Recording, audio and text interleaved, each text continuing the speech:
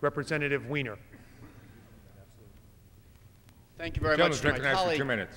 Within the next 30 minutes or so, about 4, perhaps 5 buses of people are going to arrive on the west front of the Capitol and walk in here and fill up these chambers. These are people who almost every single one of them are to some degree a victim of September 11th. They are people who aren't going to run very fast, although they were not so long ago very healthy. These are people who after September 11th, not because it was their job, although some of them are professional firefighters and first responders, but because they are patriotic Americans, they went down to ground zero and with their hands literally helped dig out our city and our country. It was not just from New York. We all remember iconically that the days after September 11th, if you stood on the West Side Highway of Manhattan and looked at the license plates of the fire trucks, of the cars, of the ambulances, they were from all around the country. Every single district, 434 in fact, of the 435 districts have someone who has that 9/11 cough.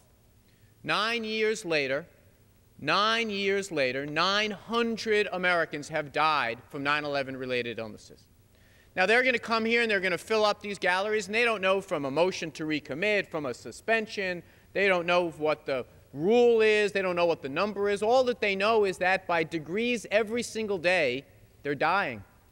They're dying from diseases they didn't have. These are some of the most vigorous people you can imagine. The fact that they're coming here, you're going to see people in wheelchairs who on that day were healthy and vigorous. James Zadroga, for whom the bill is named, one of the fittest guys you can imagine, dead today because of 9/11 related illnesses. My colleagues on both sides of the aisle, this is a fierce political time of year. No one's more political than I. No one's more partisan than I. I am proud to be a Democrat. I'm going to fight very hard to win my election. I'm going to fight very hard to make sure you guys lose yours. But if there's one day of the year, if there's one item on the calendar where people like me and Peter King are working shoulder to shoulder, where we're trying to figure out a way to do the right thing and put aside politics, this should be the day.